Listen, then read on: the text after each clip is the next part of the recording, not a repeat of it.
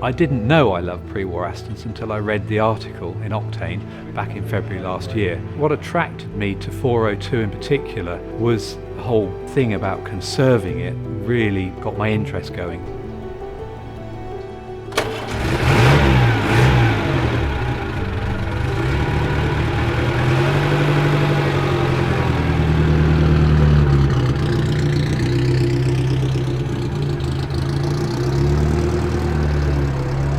Since reading the original Octane article and obviously deciding to buy 402, it then went on to win the Historic Car of the Year award in London before Christmas.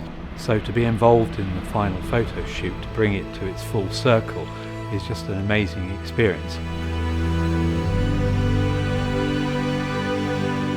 So the first run in 402 is a really important day because it brings together all of that work that's been going on in the workshop to conserve it. Oh, it's so important that Octane have got on board and featured 402, not in just one article but in a follow-up. So it's such a privilege to have their support on what is a really important project.